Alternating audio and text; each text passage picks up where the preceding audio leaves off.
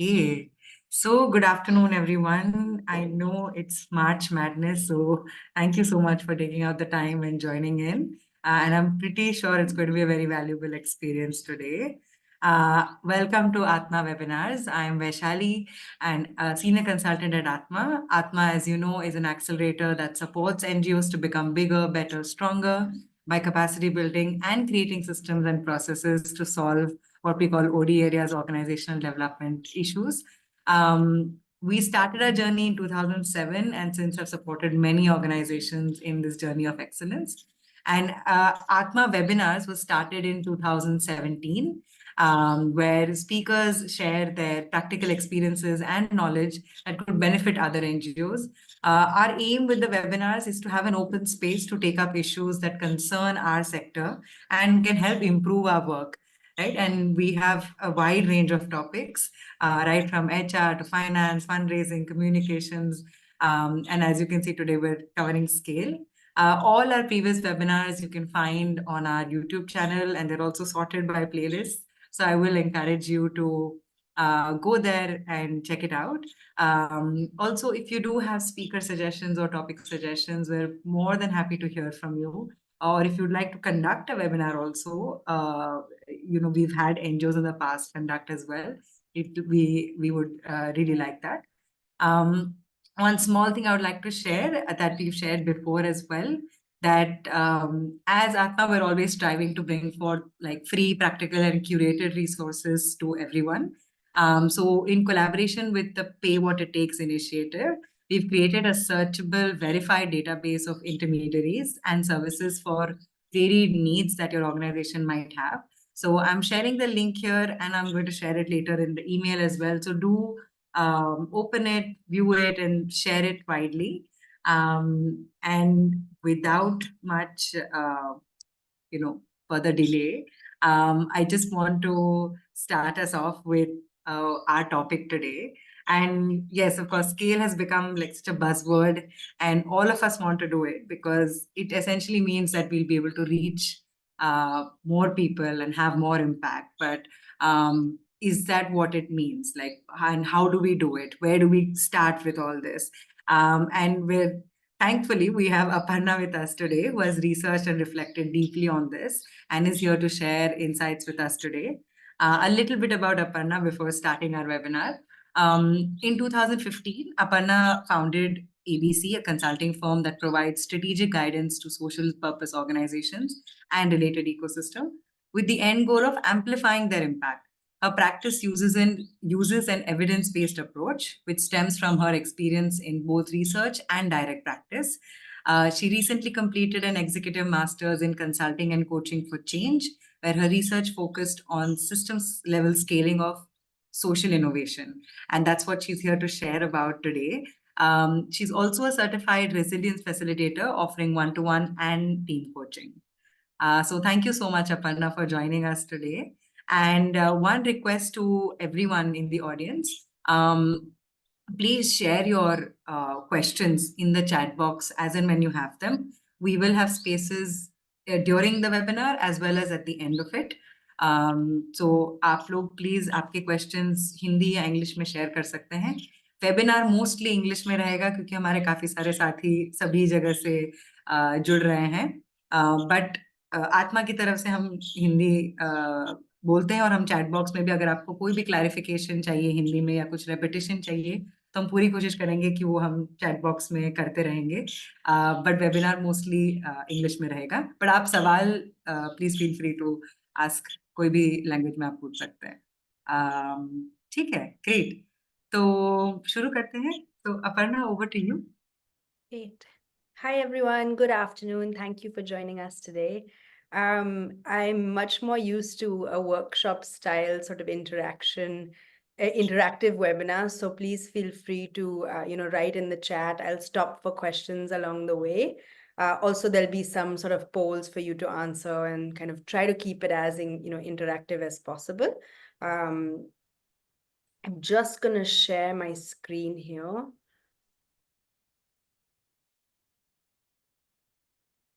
And that's a good way for me to start to see. Can you all see my screen? I think you can use sort of the reactions, the emoticon reactions, or give me a thumbs up.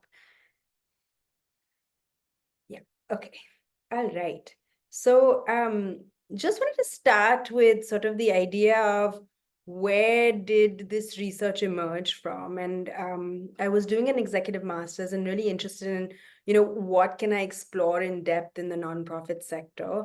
And there were three reasons really that I went deeper into the idea of scaling, or why I started with the topic of scaling. The first, I don't have to tell all of you, I think all of you come from the sector and work in the space. So, you're well aware of the fact that, no matter how hard we work, the development efforts currently in place are not enough. There's still a lot of people to be served. There's a lot of improvement to be seen. And I don't need to stress on this because I think I have an audience today that is well aware of it. The second thing is, when I started digging, I found that the research shows that there's more than 1.5 million nonprofits in organizations in India. And that's a conservative estimate. It's probably many, many more. Of that 1.5 million, however, only 1 in 4 have more than one paid staff member. So that means majority of nonprofits in the country are very, very small. So either one paid staff member or completely voluntary. So, the good work that they're doing it remains quite small in terms of scale. The third reason is thinking about these two terms, scaling what works and scaling impact. So before I jump into talking about the difference, I have a quick question for all of you.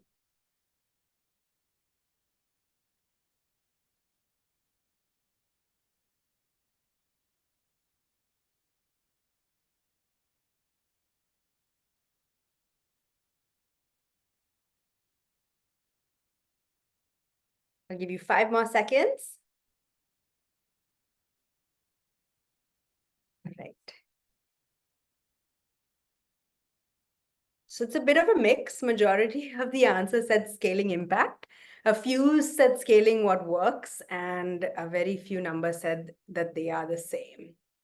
And so that's actually interestingly where I started kind of the process of digging deeper into scale, right? So when you look at scale in the ecosystem, there's this idea of scaling what works being really important, right? Which, it's we've done something, it's really effective, it's working really well. So let's scale that, right? And that's a concept, when you think about it, it doesn't sound terrible, right? It sounds pretty great that, okay, it's working, I'd like to scale it. I'd like to, increase what I'm doing because it's working. The problem is, what we see is that then the focus becomes scaling the innovation. So scaling what you've designed, scaling the innovation, scaling the policy coverage, whatever it is that you're doing, you focus on that rather than on scaling the results. And that's the real difference between these two, scaling what works versus scaling impact. So when I talk about scaling impact, I'm talking about how do we scale the results of what we're doing, the positive change that we're creating, and not necessarily the innovation. This is quite important because my entire research is based on this idea, where the definition of scale for me for the rest of this afternoon is going to be scaling impact. Does that make sense? You can just give me a thumbs up and I'll move forward.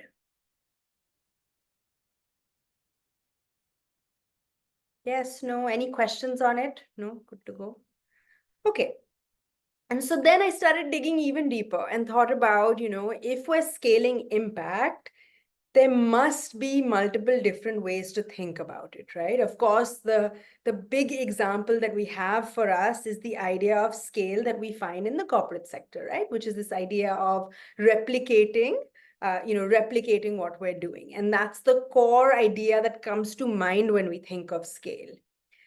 But as I started digging deeper, I found that there's quite a lot of research on different approaches to scale. So how can we look at scale from multiple different dimensions?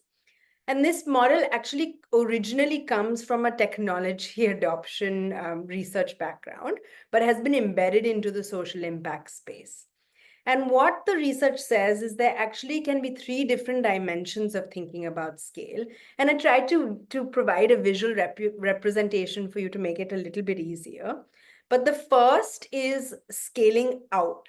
And that is exactly how, we see in the corporate model, or the more traditional idea of scale that we see, where we are replicating our impact in multiple different geographies or in multiple different ways. And so it's sort of a growing outwards of the impact that we're creating. Then we have scaling up and scaling deep. And I look at scaling up and scaling deep as two sides of the same coin almost, where it's working in a different way to create impact that has a ripple effect.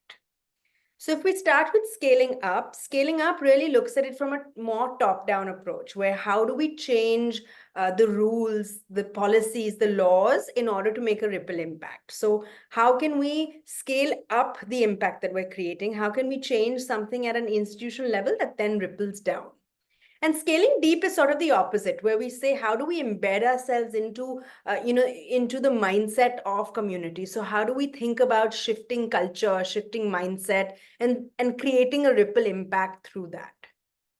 And for me, that was very interesting because it was saying that scale doesn't necessarily need to be a replication effort or scaling out, which is what we usually think of, but actually you can approach it from multiple different dimensions. So scaling out, scaling up, and scaling deep. And what was interesting in the research is, of course, that they're not mutually exclusive, right? So it's not that you only scale up or you only scale out or you only scale deep, but many organizations will have sort of combination approaches. They might try to do all three. They might find themselves in the space of, one or more, maybe two overlapping approaches to scale. And the other interesting thing is that if you look at the larger sector, it might also be that as multiple organizations, if I look at our interventions together, we fall at that center where we're approaching it from different ways, but the same problem or the same type of impact that we want to create. I'm going to pause here because this is, again, sort of the core of the rest of the presentation. So do you have any questions on scaling up, scaling out, scaling deep? Does it make sense? I'm happy to take questions at this point, if anyone has any.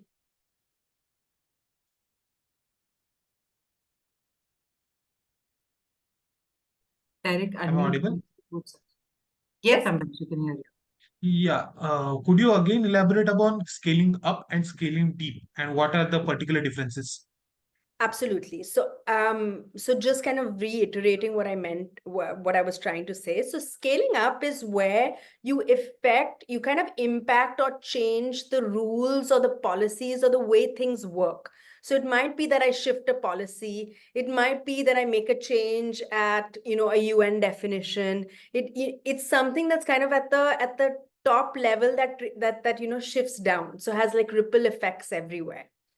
While scaling deep also works on a ripple impact effect, but it really looks at how do I shift culture, mindset, the way people think, the mental models that they have. And through that, you can create ripples of change or ripples of impact as well. Does that make sense? I think Aparna, Supriya has also asked if it can be supplemented with some examples. Yes, absolutely. And I'm actually going to get into that in a minute. So I'll just jump straight in. Can I ask a question? Yes. Yeah, hi, this is Leena here. I'm from Mamta Health Institute. Hi. I wanted to ask you, Aparna, this is very interesting, but I really would like to read a bit more on the three frameworks that you have shared. And if you have made any referencing to any literature when you're talking of scaling out, scaling deep, that would really be nice. So for us to, go a bit deeper and Absolutely. read more on that. Absolutely. So on the bottom left, you'll see there's a reference already there. And that same paper I have already shared with Atma, and they're going to be sharing with you right after this webinar. So I agree. I think it really Thanks helps a lot. to read Yeah. more. So I already prepared for that. So thank you for your question.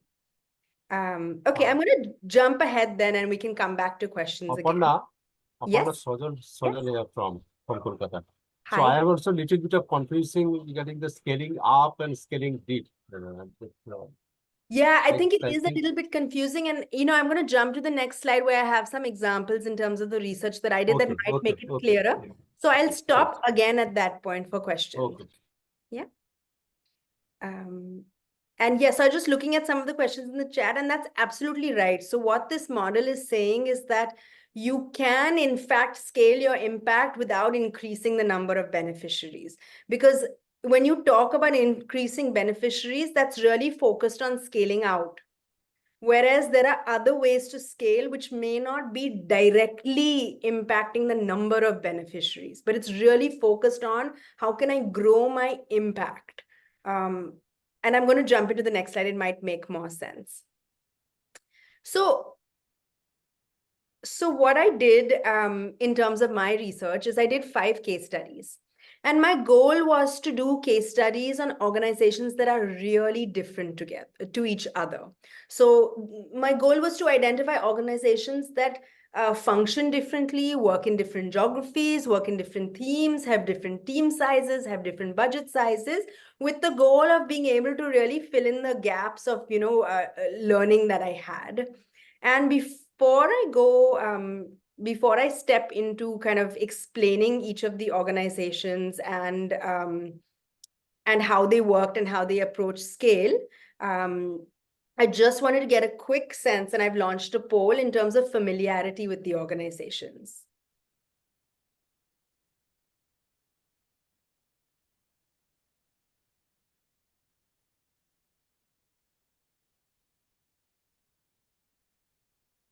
All right.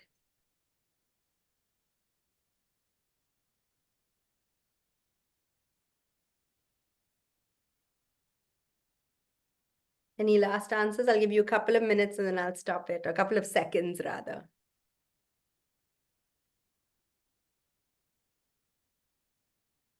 So it seems like most people are familiar with about 2 or 3 of the organizations. So I'll just keep that in mind as I walk through. And I think this will really illustrate the type of scale to you. So I'll start with STIR Education. So STIR Education works on within the education system. And the idea is on shifting intrinsic motivation for teachers and students. But when they developed, following their, their original design and pilot of the program, they were very clear that they wanted to embed themselves within the government system and work very closely with the state level government. And so they designed their program to kind of work directly with state level, district level, and block level government to embed their program so that it gets implemented within the government, right? What's interesting is that they have that model where they work with entire states, but they replicate that across multiple states and now multiple countries as well. I'm, of course, giving you the very brief version. At a later point, if you have questions, I can give you more information.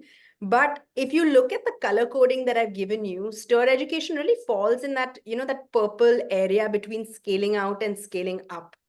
And the reason I call it scaling up is because they work through working directly in a government intervention, not implementing their program within a government institution, but actually changing the policy or the way that things are run. So they, for example, they have a cell within the government that then works to implement their intervention throughout the government system. And that's really the scaling up approach. The scaling out is where they've taken this model and they said, okay, we want to do this in multiple states. So they're kind of looking at both. So that's really kind of their approach. And what's interesting is they work in 5 countries and multiple states, but they have a very small team of approximately, I think, 70 to 80 people. And that's very interesting to me because it really links the type of scale that you're approaching to what sort of team you need. And I'll come to that in a little while as well. The second organization, I think many of you might be familiar with the work of Magic Bus. And so Magic Bus runs, they run 2 programs, but sort of their flagship is the Sports for Development or Building of Life Skills for Adolescents. And what's interesting is Magic Bus first started scaling through government partnerships, right? But government partnerships in the form of the government being a vehicle for them to implement. So they really were scaling out. They were kind of going to multiple locations, multiple districts, multiple states, increasing their reach. So here they're working with the government wasn't to at the beginning wasn't to affect policy, but as a partnership in order for them to scale out, right? So it was a means of scaling out or replicating. Now, as they've sort of moved forward, they've, shifting to do a lot more work around scaling up, where they're working with state governments to think about curriculum, to think about how life skills is defined, how it's measured, working with other organizations around this. So that's that piece of scaling up along with scaling out. Is this making sense? Should I pause or keep going? Mary has asked if Magic Bus is scaling deep. So I'm going to pause because I'm going to give you the next two examples and you'll maybe understand the difference. So the third organization that I kind of looked at or did a case study with was an organization called Seva Mandir. You might be familiar with them. They're based out of Rajasthan, southern Rajasthan, and they work in just 2 districts. And they've been working in those 2 districts for the last 60 years. And they stay in one village for anywhere between 10 to 40 years. And their idea is that, while they have interventions that are focused on, say, women's empowerment or running Balwadi programs or plantations or working on agriculture of the commons, those are one layer of their program. Their real goal or their kind of intentional goal is focused on how do we make communities more equitable, more democratic, and more just. And so they continue to work in the community to form community groups to sort of build that mindset of, okay, yes, I'm running a Balwadi, but who all are using it? How do I shift that mindset or culture of the community? How do I shift the patterns that have been there for generations?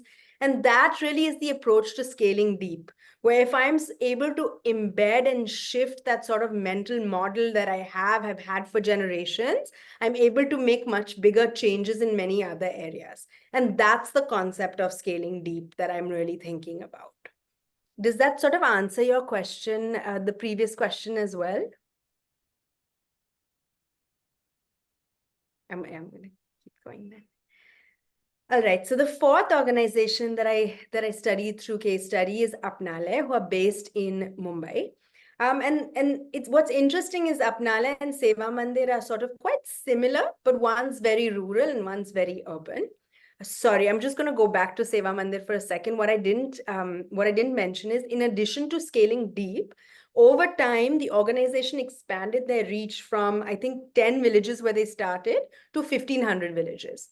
So it is also an example of scaling out. So they started with scaling deep. Their core is scaling deep, but they also started the process of scaling out. Now, what's interesting is it's a very different way of scaling out, right? It's not all over the country, for example, or it's not going global, but it's scaling out in adjacent territories. And that was very critical to them because they said our core is scaling deep. So when we want to scale out, if we want to maintain that concept of scaling deep, we need to have a deep understanding of community and context. And we're only going to be able to go very slowly to communities that are adjacent. Coming back to the fourth organization, which is Apnale. And so Apnale, similar to Seva Mandir, has been operating for a very long time in a very similar geography. And they are concentrated in one slum of Mumbai, one slum area of Mumbai.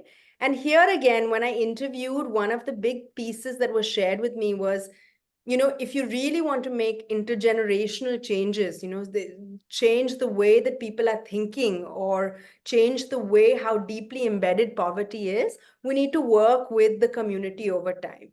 And sort of similar to Seva Mandir, they have sort of a process of engaging with communities towards that goal.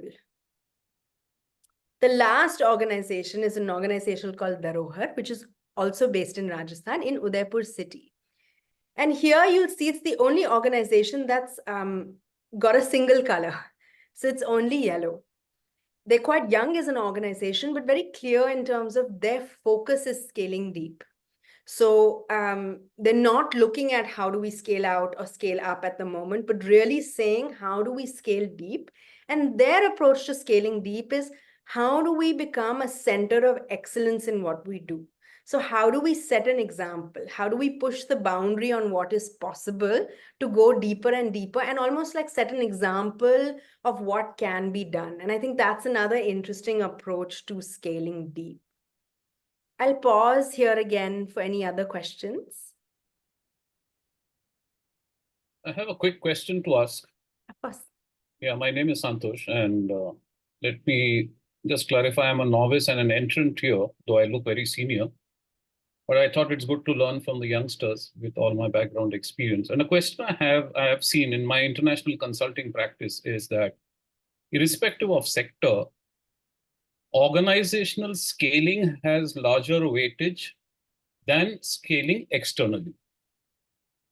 Because when you say that I want to scale up and I want to, influence policy, I need to have an internal structure of systems and processes which boasts of my ability, efficiency, etc. So I would say, can I influence without authority? This is the kind of language that I use. Yeah, so I would first ask you a question back in terms of what did you mean by weightage? The importance of organizational scaling holds more weightage means I think that is more critical. There are more critical drivers internally before I decide to go externally. So if I say scale out and you said replicate, so replicate would be franchising. I'm just using a for-profit word, but it means the same thing. I just replicate. But do I have I built the internal structure for that? Yeah, absolutely. And I'm going to come to that because I actually have a model to think about, like what are the different pieces that I need to be able to scale. And I think what's interesting is that scaling out actually has many formats, right? So scaling my organization to scale out is scaling out.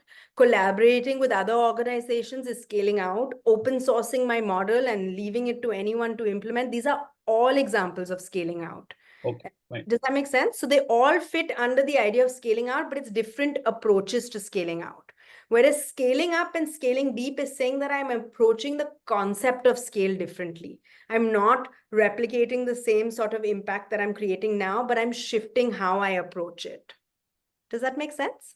Yeah, that means you're saying scaling up and scaling deep, you are externalizing, whereas scaling out would involve internalizing also. That means within the organization. Absolutely. Or with partnering with others, which is a Strategic similar alliances. Yeah. Okay, fine. Thank you so much. My pleasure. Hi, can I ask you? Absolutely. Hi, I'm Chidam from Bangalore. It's very interesting to look at your frameworks, but I just wanted to ask you basic stuff. Maybe a bit confused with the way that you put it across. One that I wanted to ask you really, what is mean referring to scale, and because you're also connecting to impact.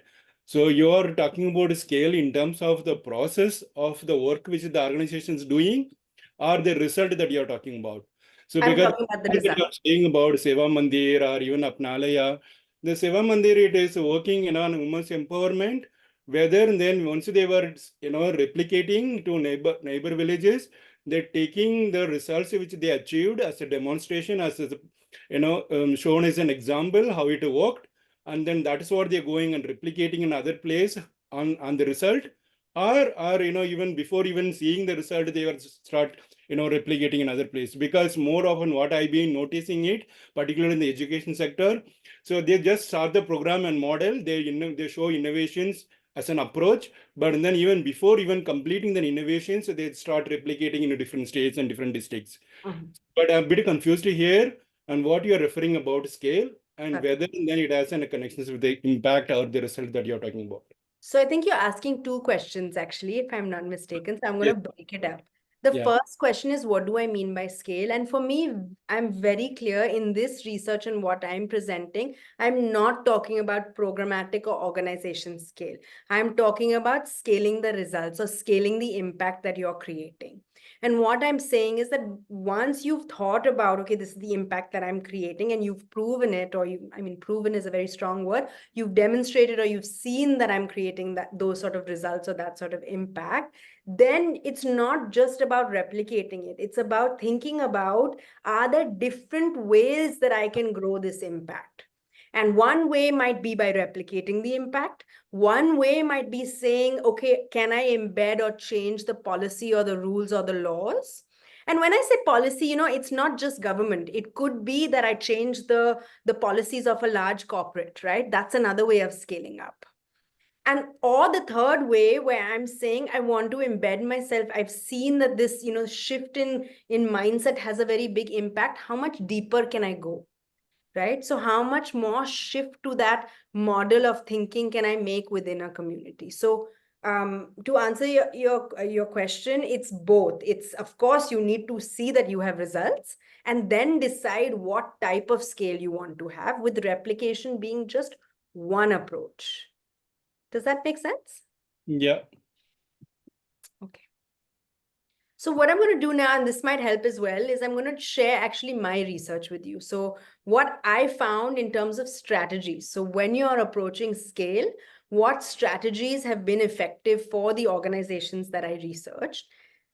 And so I'm starting with strategies across the board. And these are the ones that you will probably see as, okay, these make sense. These are most logical.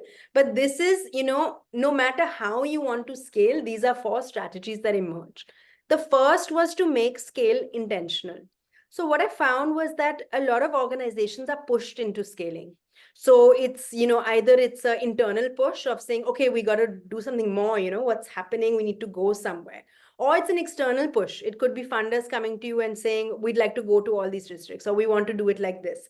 And so what we found is a lot of times, rather than intentionally saying, we are ready to scale, we want to scale, this is why we're scaling, it's a push to, okay, we need to scale our impact now.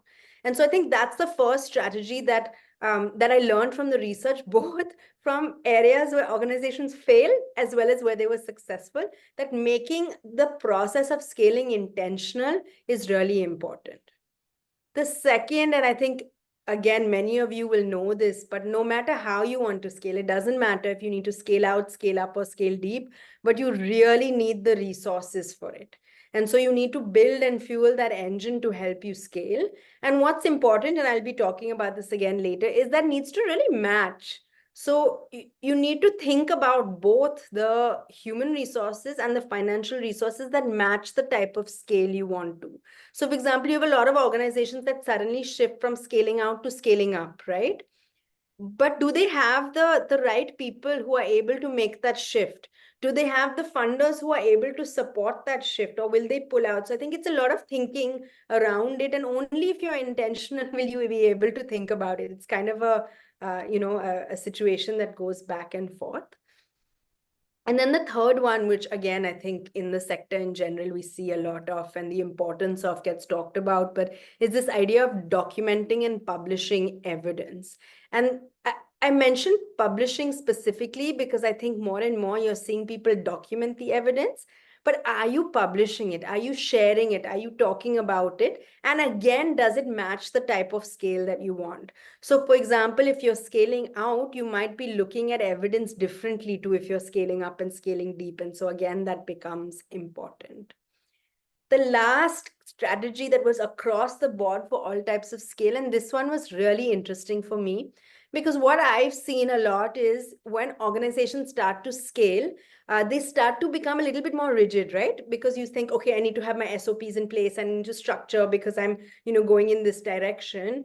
And what I actually found is that for organizations wanting to scale their impact or the results, being flexible and agile was really key to successful scaling.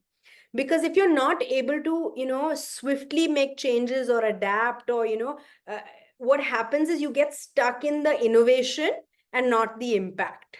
And so that agility piece came out as really core, is focusing on how do I make my organization flexible as I scale. Does that make sense? Okay, I'll jump to the second piece. Can I ask a question, please? Absolutely. On the previous slide, please. On the previous slide, yes. अगर आप एक example दे देंगे, prioritize agility, for example, would be helpful. Example de do, huh? So for example, what happens, let's say I have an SOP in place. This is how it has to be implemented. And let's say I'm scaling out, I'm going to a new region, and this is the process that I follow for my program. And my process is in place, right? Now I go to this location and it's not working, right? Something is out of place. But if I'm rigid, that it's very difficult or it takes very long for me to shift to maybe change the way I'm working. If it's very hard for me to do that, then I'm not agile. And what that means is if I can't make that shift quickly, I will keep scaling my innovation, but I won't be receiving those results. I won't be scaling my impact. Does that answer your question? Yeah, thank you. Okay. So then the next is on scaling out. And this is the most, the most common way that people think about scaling. So I'm going to go through these quite quickly and then I'll keep jumping. So the first is focus on the clarity of outcomes. So I think many of you would be familiar with the concept of a theory of change. But basically it's how you define your activities, your outputs, and the outcomes that you want to achieve. And what's really important here is that you have a very clear set of outcomes. So it's not sort of very broad or very open, but it's very clearly defined. And that's when scaling out is a very good fit for you, where it's the right fit for your program is where you're able to do that. And that fits with the agility piece and the next one, which is contextualization. So every organization that's able to scale out and scale impact has to contextualize what they're doing. It's not a pick up and drop, right? It's not like and you all know this, right? It's not this is my program, it works here, I drop it there. Even the most well-defined programs will have to contextualize it to where they are, who they're working with, how they're working. And that's really critical, is not to forget that piece. The third is learning to collaborate. And I say this with, I think there's many layers to this. I think it's very simple to say, oh, of course, we need to learn to collaborate. But I think there's many layers to it. So it's not just learning how to form a partnership, but really learning how to work with others. And I think in a country like India that's so large, so diverse, if scaling out is your primary mechanism, you really need to think about where do collaborations fit in your strategy and how they fit in your strategy. And then the last one is something that you see a lot more of now, is when organizations want to start the process of scaling out, strengthening the idea of your foundations, right? Do you have strong foundations in place? Have you, structured your HR teams? All of those pieces, are they in place before you start the process of scaling out? And this is, again, whether you are scaling as an organization or you're collaborating. Because even when you go to collaborate, right? If I don't have my structures in place, how do I collaborate with someone else? So this is scaling out. I'm going to jump because I think the other two are the ones we've explored much less. So going into scaling deep, stopping again for any questions to this point. It's a lot of me talking, so. Okay, thanks.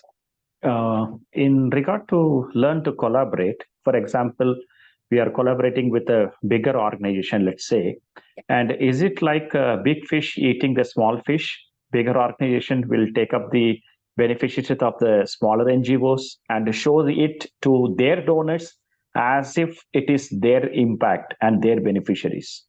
So what are the measures to consider when we talk about a scale out in terms of collaboration? Yeah, I think that's a really good question. In fact, I think, it's unfortunate that I think it's what are you coming to the table when you say collaboration? It's not about a big fish eating a little fish, but more about recognizing that you both might be bringing different things to the table. So I'm just going to take your example. Let's say you have a very big organization coming to the table and partnering with a small organization. The big organization might bring the know-how of, the program that they've been running that's effective, the monitoring and evaluation systems, etc. But the smaller organization would be bringing to the table the ability to contextualize, to understand where they're working. And I think it's about recognizing the role that both are playing. To me, that's what it really means. Rather than, it's one or the other. Thank you. Can I intervene here with, just an endorsement to the question asked by my colleague, is that it is like asking whether Amazon will eat up the wholesalers and retailers. Yeah, I mean, I don't think that happens, because a retailer brings different strengths, and the wholesaler, the intermediary would be different. And of course, the big guys like Amazon, etc., would be different. So I think Collaboration essentially means very positive strengthening of strategic relationships. Yes, It's not absolutely. one cannot overpower the other and call it collaboration. That's not collaboration. Absolutely. I mean, that takes away from the word collaboration altogether. You're absolutely right. Great. I'm going to jump. Amrita also has her hand raised. Yes, Amrita, please. Hi, Aparna. Hi. Hi. First, scaling out on the learning to collaborate bit. I know that scaling up is impacting laws and policy. But for scaling out, also, like if there's a combination with scaling up. So when we talk about learning to collaborate, does it also include system stakeholders or the government stakeholders? And how do we kind of align with our theory of change with them? Absolutely. Amrita, can I get you to just wait for 2 minutes because I have a point on this in scaling up, actually. Is that okay? Yeah. Okay. Yeah. I'm going to jump forward. I'm going to pause on questions. Then I may be at the end of the 3 because I think some of your questions are getting answered. So don't lose your questions. Maybe write them or hold on to them. We'll definitely come back to them. So if I go to scaling deep, and it's really interesting because some of the strategies for scaling deep are almost opposite to some of the strategies for scaling out. And I think that's where it gets very interesting, where you really have to think intentionally about which direction you want to go in. So the first thing that I found for organizations who wanted to scale deep or focus on scaling deep, where in the previous, in scaling out, I had said focus on clarifying your outcomes. For organizations who are scaling deep, often the process itself is most important. And the reason I say that is if I take the example of one of the organizations that I interviewed, the intervention that they, the intervention that they're overlaying in the community is not the core of what they want to achieve. So they might be entering by working with Anganwadis, or they might be entering by running a SHG program for women's empowerment. But those are just the interventions for the organization scaling deep. Actually, the sort of community change that they're looking to bring happens through their process. So taking the same example, one of the things that they said that they do is they form a community group. They have 80% buy-in from, the entire village before they work. Then they have this idea of, the community group must meet once a month and discuss issues in order to move forward. So these are examples of process that works towards scaling deep, rather than the intervention itself. Or, for example, another organization said that one of the key pieces for them is that they work on this vision document, where the community comes together and builds a vision document. Now, that's very interesting because the vision document itself is not what achieves the outcome. So how good the vision document is not what's important in scaling deep, but the process of working together on the vision document, that in itself is really important. And so this was really interesting to me because if you're scaling deep, some of your strategies and priorities are quite different to when you're looking at scaling out. The second piece that emerged was this idea of leveraging collectives. And so one of the organizations that we interviewed, they actually talked about how many years ago they had tried to work with individuals and individuals as leaders, and it had completely failed. So they were not able to make the same kind of steps forward in thinking and process that if they were to work with a collective or a group. So, and I think that emerged from all 3 of the organizations we were working with who talked about scaling deep, was this idea that if you're able to leverage the collective in scaling deep, you're able to take many, many more steps forward.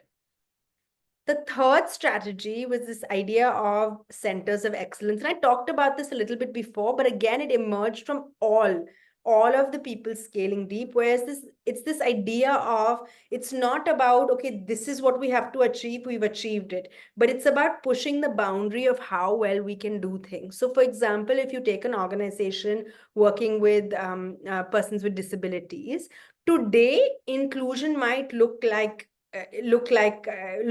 something that we have defined, but tomorrow it could go 2 steps further. And so an organization that's thinking of scaling deep needs to be the organization that's pushing that boundary of saying, but okay, can we take that 2 steps further?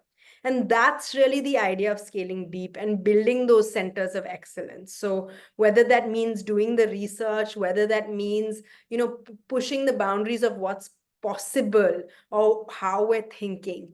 And that's that third piece. The fourth one, it doesn't seem like a strategy at all, but it's really this idea of how do we kind of build an understanding that depth is also a form of scale. And I think in the ecosystem in general, I think valuing and recognizing it, both for the larger ecosystem, but even for organizations, the organizations who do it very well, who are, kind of excellent at scaling deep, but they themselves don't see it as a form of scale. And so I think kind of shifting that value system to say, okay, this is another way of scaling, and it is, it is growing your impact just in a different way. And that brings me to the last set, which is scaling up. And I hope this will come to answer your question a little bit. I think it was Lena who asked the question. So in scaling up the strategies that I found, the first one was that you need to engage at multiple levels. So let's say you're working on policy with the government. I think the key is you need to look at how do I engage with multiple levels of government. It's not just I change it at the state level and it's going to happen, but how do I engage at the state, at the district, at the block level to ensure that it's not just I dropped in, the change in policy or curriculum or law, but actually how does that move through the system? It's the same in any institution, right? It doesn't just have to be government. You could think about it in a large corporate. If you're making a shift, it's not just that the top level announces the policy, right? But how do different departments take it up? So kind of making sure that you're engaging at those different levels and not just at that one top level. The second idea is this concept of nurturing trust. And to me, what was really interesting here was the idea of nurturing trust as a two-way process. So we often, as nonprofits, it's like, okay, the government has to trust us. We have to prove our trustworthiness. And once they trust us, it gives us a lot of, entryway and allowance, and we get to work much closely with them. But I found or learned that the other way is important too. So how do you as an organization trust where you are working? So whether that, wherever you're trying to change that policy, because you have to have, have that trust that it will, it will get implemented, it will get done. And so I think it's like a two-way process. We often drop it at that one-way level of nurturing trust. And the third piece was growing from success. So what I found is that most often organizations that move to scaling up do so from scaling out.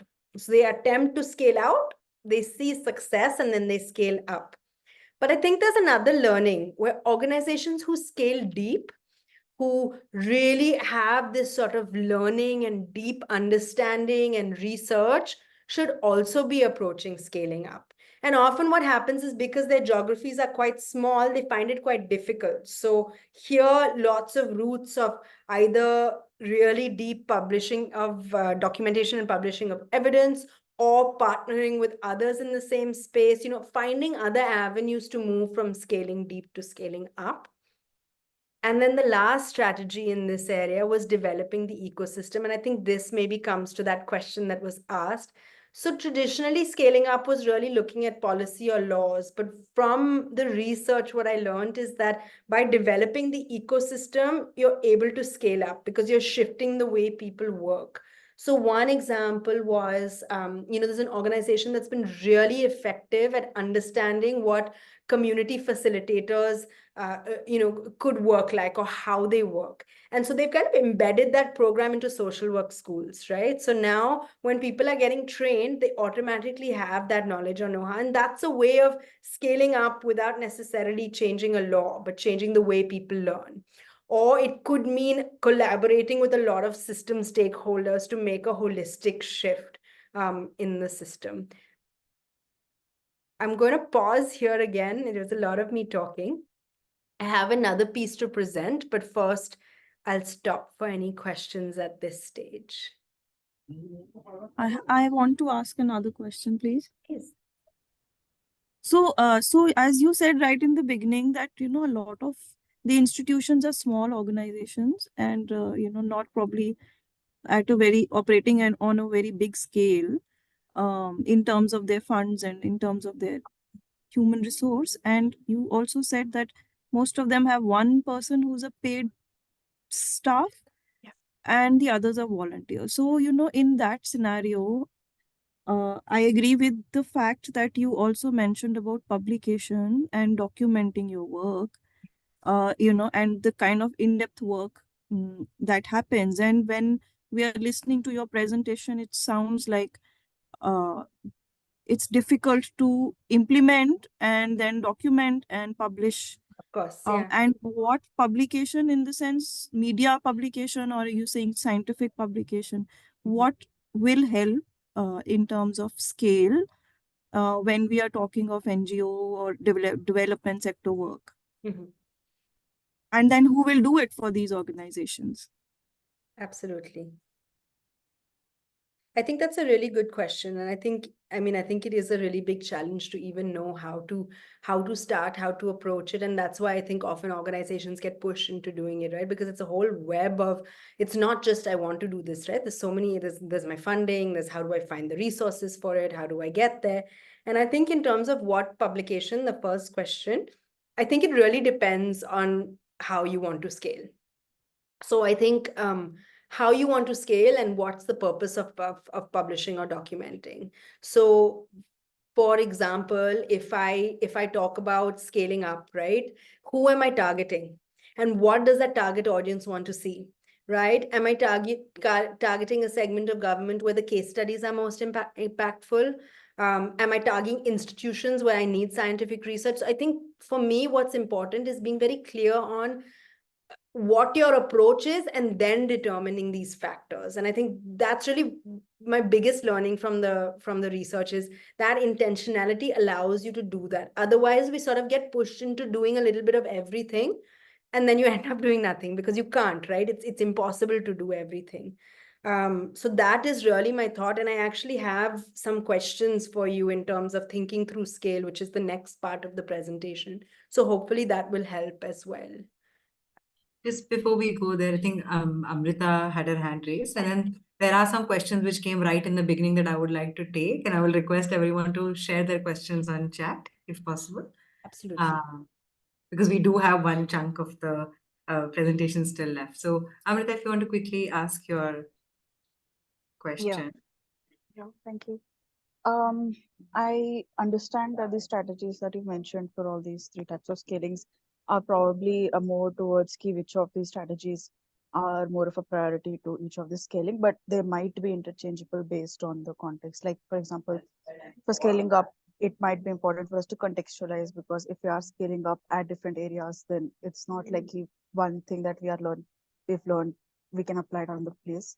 So is this something that we can tweak based on the kind of work, the different geographies that you're working in, or like, so it's not limited to these strategies, right? Like the other strategies in other scale up might also be more relevant here based on the work we do. Absolutely. I'm going to hold your question. I've written it down. I'm going to hold it till the next segment because I think you might get more in that as well. Okay. Thank you. Pleasure. Hi, Aparna. Just a second. Sorry. I'm just going to take the questions that came right in the beginning first. Okay, sure. Yeah.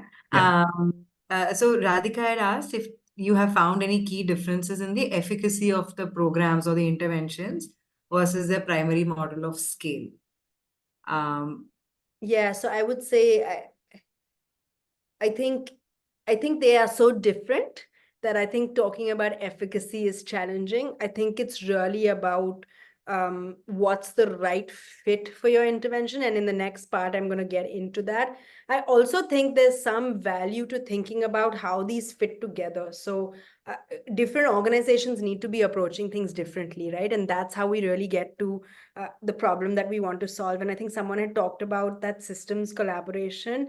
And for me, that was the key, in the original paper, which I had done the literature review, they had talked about that central point of, where you do all three strategies. That's the ideal. In my research, I found that honestly, that's impossible. Like it's impossible to have such a wide breadth of resources that you can do all three well. So for me, the goal is really how can we get there together, right? So how can different people doing different things get there rather than one organization try to sit at the center? Because I think if you try to sit at the center, it's going to be hard to achieve anything. There are two more questions. One is, of course, regarding how do you know, like, how do you determine when an organization is ready to scale? I'm going to And- come to it. So Yeah, so that I think will get covered later. And another one is, of course, I think Sriram had asked, can we also scale only the impact without increasing the number of beneficiaries? That absolutely. Yeah, that might be related to the deep scaling deep part. But I would also think that the number of beneficiaries would get increased overall eventually, Yeah. right? In all three measures. So, okay, great. I think Sorry, Yes. can I ask one more question? Sorry. If Yeah. you allow. Can I Please. request you to add it in the chat box? Yeah. Because then we can have Ankit's question and then we can have the next part. And then I promise we'll stay back and answer more questions. Maybe we can take this later because I cannot write it in a chat. I have to explain in terms of what I want to Sure. ask. So So maybe let- later if we have time. Yeah, let me go through the next segment because I think some of your questions might get answered and then you can ask it at the end. Yeah. Yes, hi Aparna. I wanted to understand in your study of these organizations, was there any noticeable difference in the funding sources, like across these different segments of organizations? Yeah. Excellent question. I'm going to come to it. It's part of the next segment. Okay, thanks. This is great. This bodes well for me because it means I'm on the right track. So I think I'll jump ahead and then we can come back to the next set of questions. So essentially, when I was doing my research, while I started off with this model, and I think the model is really, really interesting as a thinking tool. For me, there was a broader set or a broader approach for us to focus on when we think of scaling impact. And what I've done is I've distilled them into sort of what I call the 5 C's of scaling impact, but also I've kind of partnered them with questions that you can ask yourself as an organization. So I start with the first C, which is clarity. And I think for me, this is like one of the key takeaways is understanding why you're scaling and what scale means to you. And so the first step for me is like really stepping back and saying as an organization, why do you want to scale? And not the first answer or the rehearsed answer, but digging deep to understand that why. Because I think that in itself gives you a lot of clarity of the direction that you're going in. The second is stepping back to understand how your stakeholders understand scale and define scale, right? So not just, your senior leadership team or your board, but also like how does the team define scale? What does it mean to your funding partners? What does it mean to your collaborators? What does it mean if everyone who's involved with you, how are they defining scale? Because if it's different, you need to come to some sort of an alignment or thinking in the same direction. The fourth question, and this one was really interesting for me, it came up through the interviews, was where in the system does your intervention, like where do you intervene, right? So you might be familiar, and maybe I'll send this article to Vaishali as well so you can share it. But there's this idea of how, at what level of transformation is your intervention, right? And that really helps you think about how you should be thinking about scale. So if through your intervention, you're able to transform an entire system, you probably don't need to replicate it many times, right? You need to spend time and focus on it. If your intervention is such that it's making marginal changes and you need to keep doing them, that kind of helps you think about how you're scaling as well. So I think mapping how your intervention works is the first step to then going back to that model. Once you've answered the first 3 questions, that's a good time to say, okay, what type of scale really aligns with my organization and my intervention? At this point, once you've had this conversation, the next step is to think about capacity. Because as you know, no matter what type of scale you want to work towards, you need the funding, you need the human resources. You can't just jump into it, right? And this is another piece that was interesting for me, right? So I think that was the question on, are there certain financial resources that map to scale? And I absolutely think so. And in fact, I'm going to give you a small poll to see if you have thoughts on this.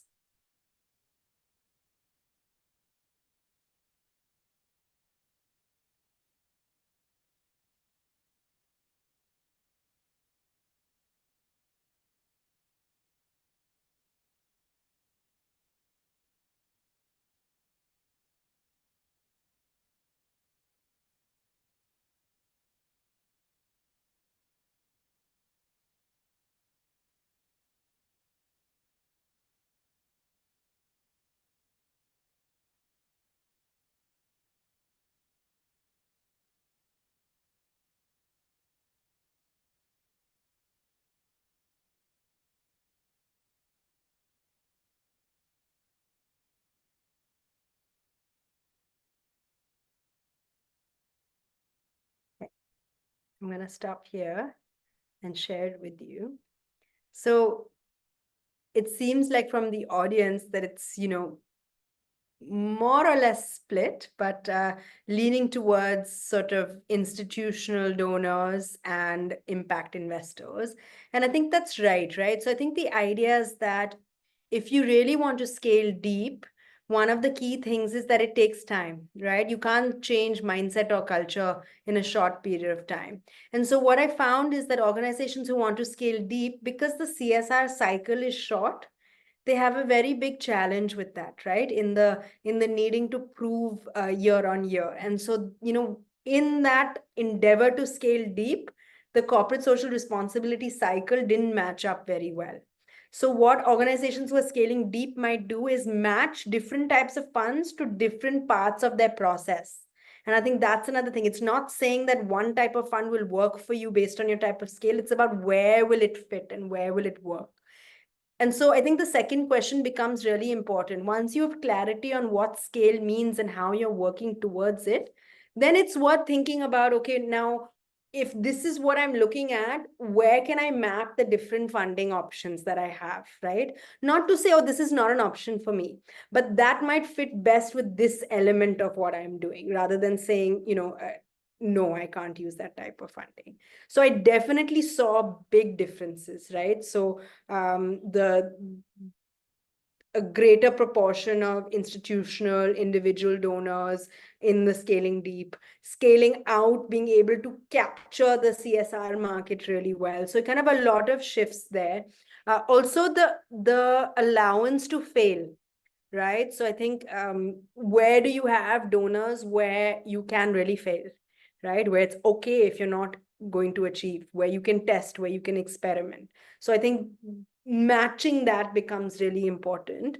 And it's not just the funding, it's the same with your team, right? So when you're in that state where you're ready to scale and you've decided, you've gone through that segment on clarity, you also need to think about, what sort of team capacity do I need to build in order to be able to scale in this direction? So for example, if I want to shift to scaling up and I need to work on advocacy or lobbying, I need that skill. It's not necessarily the same team that will be able to do that, right? One really interesting example, I had an organization that was scaling deep and scaling out, and they had this partnership model where they had a very strong team of community facilitators and a very strong team of professional researchers. And though they kind of partnered together. So it was bringing in this kind of deep research to this deep understanding of what's happening on the ground. And that partnership model worked really well for them because that's what they needed at the time in order to go deeper. Because without both elements, they weren't able to keep scaling in that way. So that's an interesting application of sort of what kind of team do I need? How do I build the right team? And really coming to at that point when I'm thinking of scale, what are those resource gaps? Again, going back to my original point of, often scaling happens like this way, or just like, okay, I have to go, someone's giving, I have to, run into scale. I don't have time to think about that. And I think it's quite critical, right? It really changes how effectively you're able to scale and like how effectively you're able to use your resources.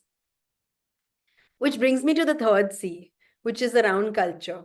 And I think, we talk a lot about organization culture, but in the quick scaling process, it often gets left behind. As I mentioned before, I think there's two parts here. So one is how would you define the culture of your organization?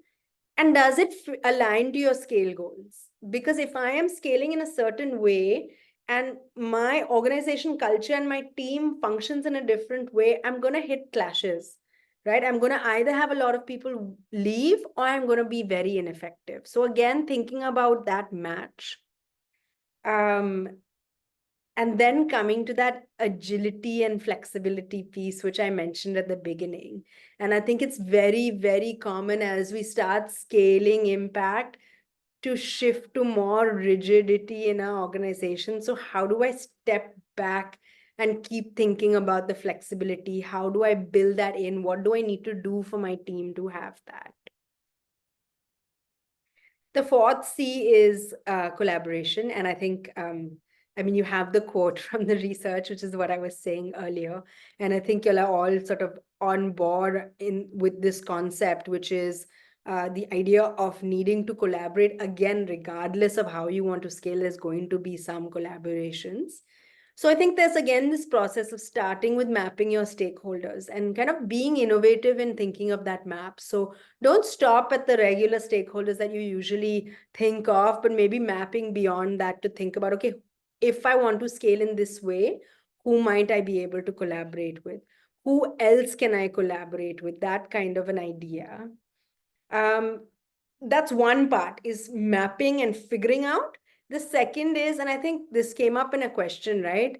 How collaborative are you as an organization? Is it more that you are, you're going in and it's a part, it's very much a you do this, I do this, or are you actually able to build a collaboration to value someone else's work regardless of your size or scale as an organization?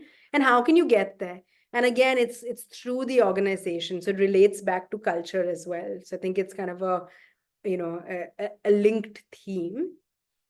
And finally, I come to the last C. And I think often when we start to think about scale, this is the part that gets lost, is where does the community actually fit in scaling, right? So like, have I thought about it, or is it me as an organization saying, yep, I want to scale?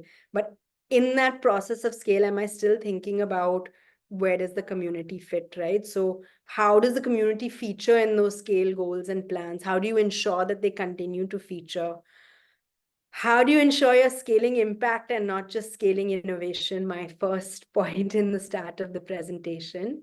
And I think we talk a lot about measuring impact, but what are the methods and measures that you will use? And how do they align to scale? So again, the methods you have to use will be very different based on how you're scaling, because you might need to look at things very differently in terms of whether you're using qualitative methods or quantitative methods or participatory research, how you're designing it, how you're taking it back to the community, like all of those pieces, how you're documenting and publishing it as well, which I talked about at the beginning. And where does the community voice feature? How do you bring it in? How do you make sure it's there when you're scaling through your scale process, in determining your scale process even? And that kind of brings me to what I call the 5 C's of scaling impact. And for me, what's interesting is I don't think it's static. I think you have to keep moving through it as an organization, right? So it's not I've done this once, I have a strategy, but more of a back and forth, right? So I see the community voice piece, I go back to clarity, I go back to who do I, that kind of moving parts of, it's not a linear approach of I think about this and I think about that. And it's also not the only way to think about scaling. It's just a support that emerged from the research that I was doing that I think can be quite useful for organizations as sort of a thinking tool. Just to sort of talk about before I open to questions, just so you have a sense and I can share that. So I'm actually continuing this research and doing more in-depth case studies with organizations, and this research as well, working on the publication. So as soon as it's out and published, I'll share it with Vaishali, with the Atma team, and maybe they can share it with you. So I think that's one piece of it, and continuing research further into scaling. I feel like I've just started. I've barely touched the surface of how we can think about scale. And on the other side, kind of working with organizations. So the process of coaching organizations who are in that mind space of thinking about scale. And of course, you have my details here.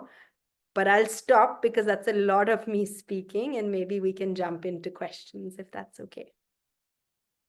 There is, again, I'll go back to a question that had come earlier, and there was Mary's question about how do you measure impact in the context of scale? If there's anything related to that, and then, of course, I think we can move on to the other questions. Not sure I'd be able to justice very briefly. No problem. Can I jump in? Okay. Sure, Mani. Thank you. So yeah, thank you, Aparna, that your last is talked about community. I'm very happy to see that, because till that point I'm just holding my breath that where is this coming up. So in the entire discussion, that thank you that you brought it up. But still, I wanted to ask you, from the experience that you had with these 5 organizations, where this C is being considered, because this is one of the problems that I've been going through, because I'm working with is one of the small funding institutions, but where we've been trying to work with the partners, but most often that they don't really look into outcome and an impact when they were designing a program. So if in such a case, and then what is the impact people are trying to scale? Because in your strategy, I think for scaling out, I think you are mentioned about looking at outcomes and then contextualize. So when you're trying to go into another region, suppose if it is trying to contextualize, the voices of the community is different than what you demonstrated in the previous location, then what do you scale? Because the needs and the needs and the impact that the people wanted to see is different than what you demonstrated in the previous place. But what you are trying to scale is totally different. So you do try to contextualize what you try to contextualize then, and what is the scale that you're talking about in such circumstances. Thank you. I think, again, there's a couple of questions. I'm going to kind of break it down. I think the first piece is around scaling impact. And I think if you're not at the point of understanding what you mean by impact or being able to define it, I don't think the scale conversation should even be there, right? You're not at the point of even saying, let's talk about how do we scale this, right? I think it's a step before. And in fact, I would say that again, why do you want to scale? Take a step back and say, do I really need to or want to scale at this point? Am I at that stage where I'm clear on this is the impact that I'm creating and this is what I want to scale? So for me, I think there's a step back. I don't think the scale conversation should even start at that point. That's the first part. The second part, which is in terms of contextualizing and how I'm scaling. And I think for me, that's really interesting, because I think it was one of the one of the strategies of scaling out, right? I think in terms of scaling deep, I don't think there's a lack of contextualization usually when people are scaling deep. In terms of scaling out, I think there are 2 components that go together. I think first is having a very clearly defined set of outcomes. So you are very clear on what outcomes you need to achieve. And then the process of adaptation really happens with your inputs, right? How you're doing it, what you're doing to achieve the same level of outcomes. In my mind, without that, it's very difficult to scale impact, and you're going to be simply scaling your innovation, which is the thing I started with, which is saying, are you scaling what worked in one location or in one domain or in one project, or are you actually scaling the outcomes and the impact that you wanted to create? So I'm agreeing with you. I think there is a layer of contextualization that has to be there. Yeah, but from your experience, because the point about is the last to see the community voice about deciding their voice about what changes they wanted to see, because more often the NGOs don't really go to community to listen to their voices when they were setting outcome or impact point, which is more often set by agency that they wanted to see impact on behalf of people. That's what they wanted to see, not necessarily people what they wanted to see. So in that situation, from your 5 experience, that 5 organizations that you went with, is that they went and listened to their voices and decided the impact point, and then that impact point they wanted to really scale? What was your experience? Yeah, so I think I would both agree and disagree. I think that is a generalization. I don't think that's true of all organizations. I think there are many organizations who do very well at embedding community voice. Of course, it's not all. And I think what's interesting is how it's done. And I think that's where it shifts, right? So for example, what does community voice mean? Does it mean the location where you're working? Does it mean your beneficiaries? How does your team relate to it, right? So for example, if I go to a new location, even my growing of my team that is from the local community, how does that bring voice into what I'm doing? So I think there's like multiple different ways to do it.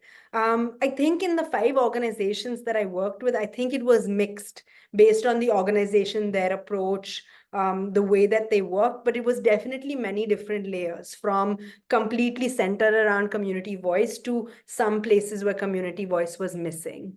I don't know if that answers your question completely, but I think it's nuanced. I don't think there's one answer to it. Yeah, thank you.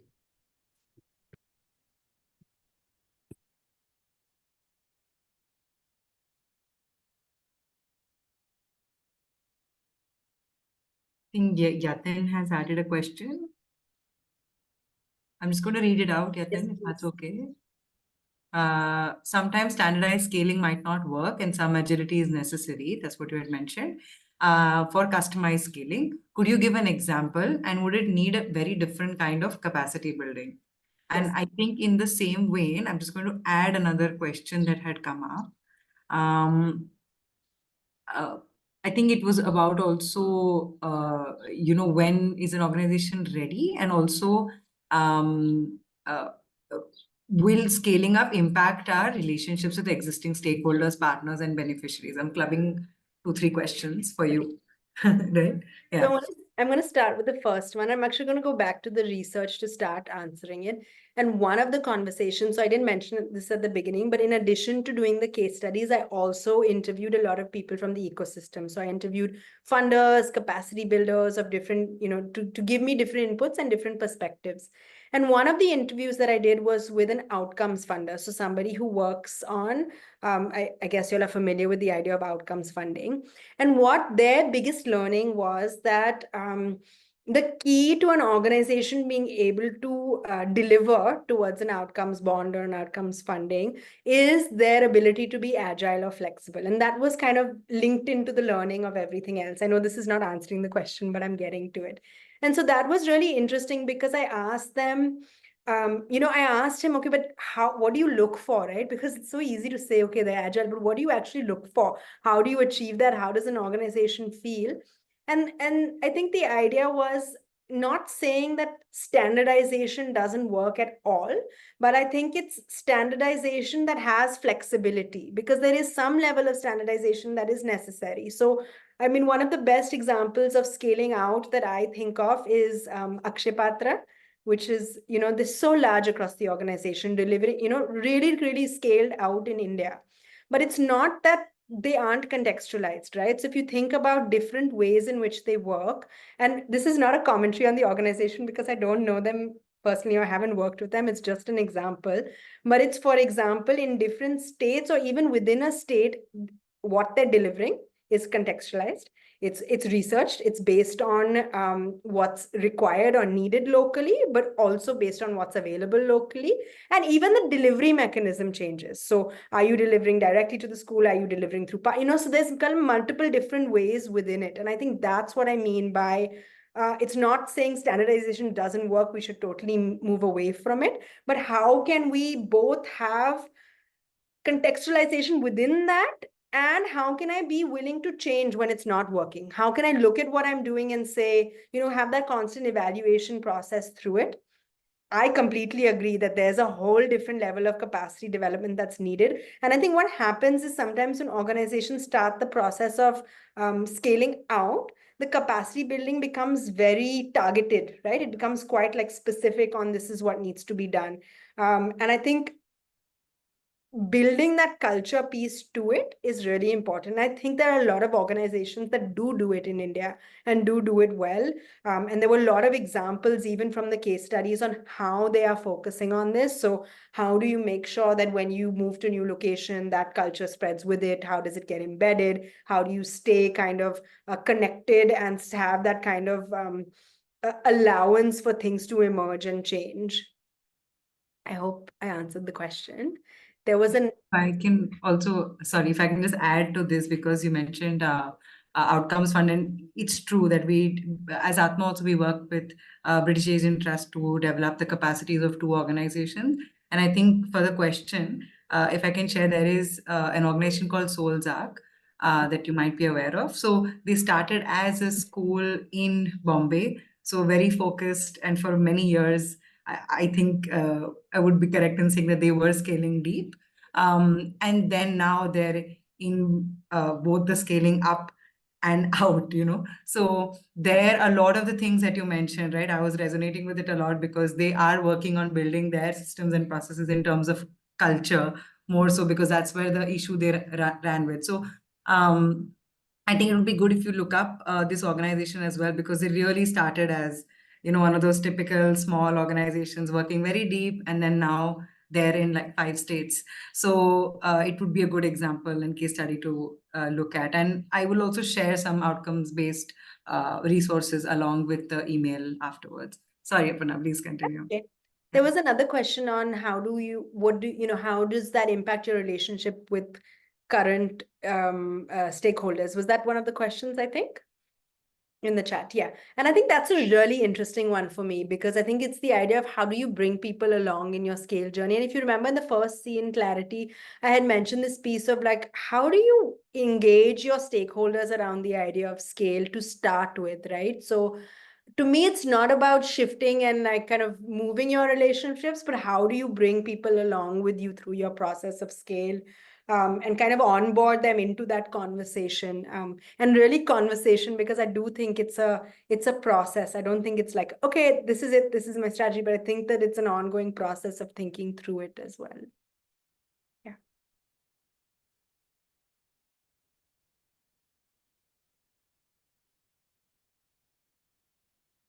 There were many more hands up earlier. I'm just checking. Also, Shashwati ji has mentioned, of course, I think you've changed her way of thinking of scaling. And Shashwati, if you want, you can also unmute and ask your question, but it's there in the chat. So she's asking how we could identify the understanding about stakeholders to think about scale up, and how organization team capacity building is possible so that there will be team alignment. So I think it goes more into the nitty-gritties of things. But if you have any experience that you want to share that you understood within your research, I think illustration might be really helpful at this stage for everyone. Yeah, so for me, what was really interesting is that you have organizations where it's very clearly in alignment. So you'll see that from the ground level team to the board to the senior leadership team, everyone's very clear on what the core impact looks like, what, where they want to go, what the direction is. And then there's other organizations where everyone is thinking about it differently. And so I think the first type of organization, it's much easier when you're working towards the same goal. And that's where the conversation around scale at a larger level with your team becomes really important.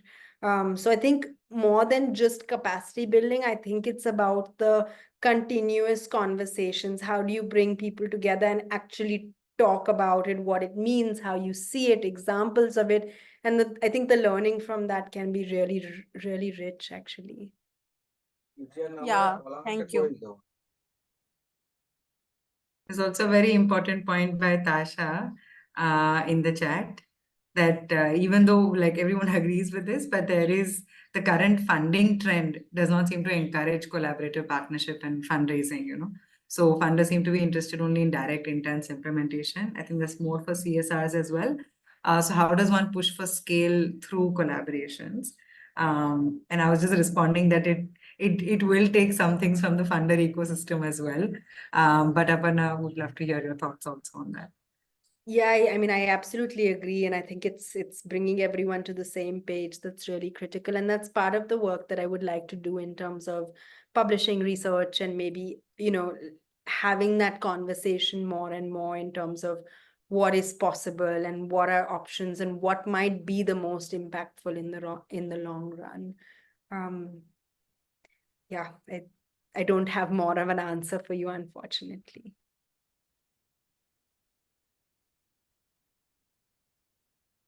Yatin has another question. Is constant communication and culture building the only way to maintain beneficiary donor trust and ensure quality while you scale? Oh, that's a very good question. I just need to think about it a minute.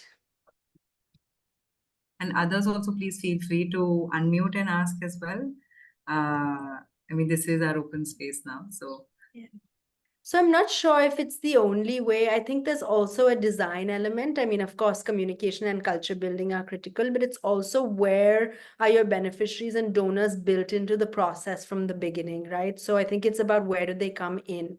So not just the two elements, but also where in the process do you engage them? So is it just at a certain stage that they come into the conversation, or is there a way to engage them more regularly in that? So I think that's the only element that I would maybe add there right away, but something to think about, and maybe I'll come back to you with more on that. My response to the constant communication and culture building, I think I would split it into two parts. Because communication depends on at what levels we are communicating to the external. That means the donors or the CSR people who are donating. Internally, the communication levels are different. And culture is an internal concept because you cannot enforce your culture on the donor's culture. So the communication is actually a bridge between two cultures to understand how the mindset works. And then I think it's about understanding the music and then singing along. That's how I normally say. Otherwise, it's very difficult. Your internal culture remains at a different level. Your communication is at a different level. And then there is a complete mess which happens, which I have seen in my practical experience in interventions. It doesn't matter for profit or non-profit because communication is communication, culture is culture. I don't know if I should respond, but I maybe agree and disagree, where I do think there's a piece of creating culture and how you interact with your donors and beneficiaries. And I think that's a part that goes beyond just internal, but just a thought.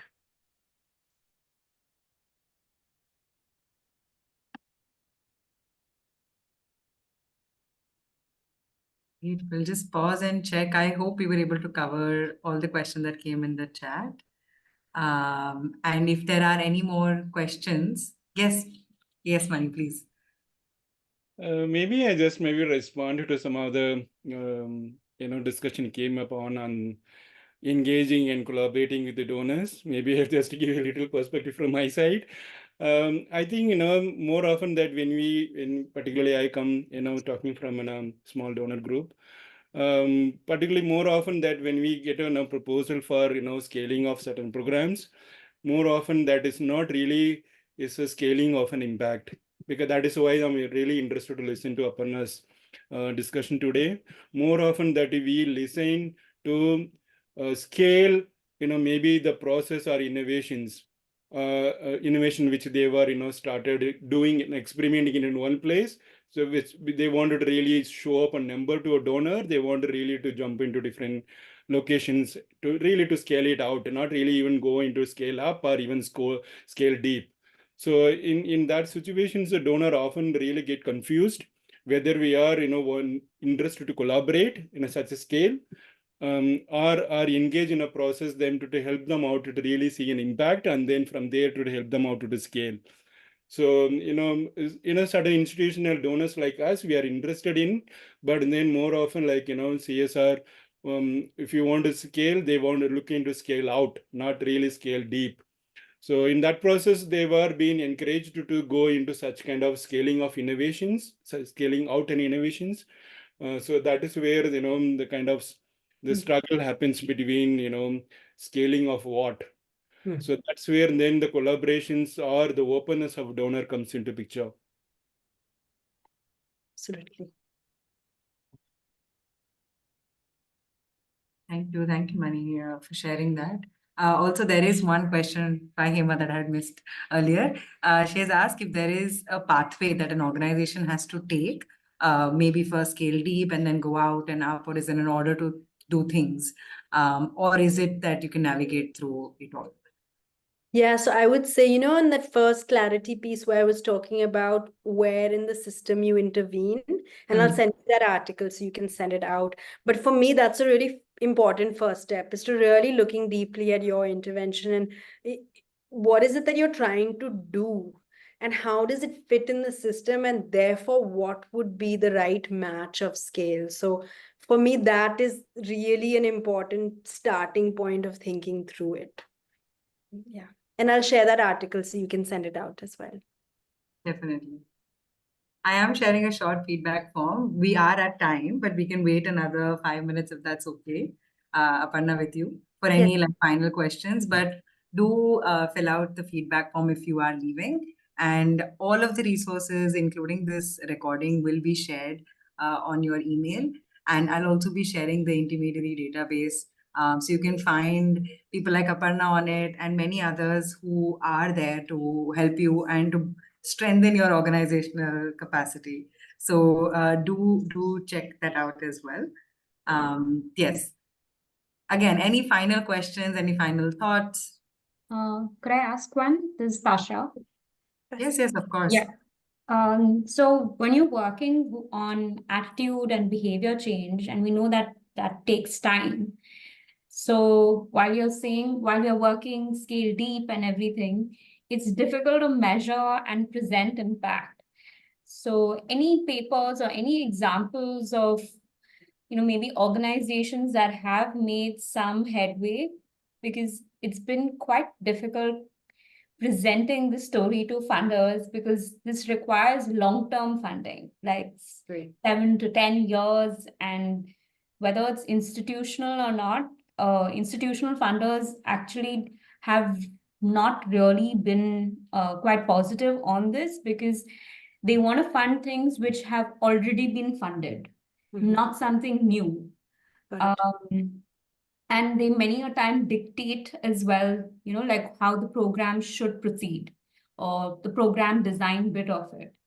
So any examples or any papers that could possibly help in presenting this impact story better? Yeah, I mean, I can try and share some things, but just some initial thoughts in terms of what I think, because I think it's a really good question and a really important question. And I would actually say that for me, the layers are even deeper. So I would say behavior change is sort of the starting point of it. There's, the layers below that in terms of your mindset and your culture and the mental models that you have with. So I can imagine if you're scaling deep and that's even just the surface, how much time you need and how difficult it is to demonstrate that. And I think, I'll try and share with you some things, but I think one of the things that emerged from the research, which was really interesting for me, was how can you maybe do both, right? So can you share both levels of impact? So can you have, okay, this is what my, first level intervention is doing while I continue to work on that depth. And one of the organizations we worked with has done that really nicely. And I think that's a really interesting approach to say, we need funding. So we'll figure out how to just, keep those layers going. And from our end, we'll continue to scratch the surface and go deeper and deeper. So how do you figure out a way to, I think, make it work for both stakeholders? And I think that piece becomes really important, right? Because you can also understand from someone's perspective of not fully understanding what you're trying to do. How do they kind of communicate with that? And I think there is that conversation of what does impact look like? How are we defining it really? Even in that depth, right? What does that mean, right? Like, what is it that we want to achieve? So a lot of conversations. I'd love to talk about this more, but I think it is really, it's difficult work. So thank you.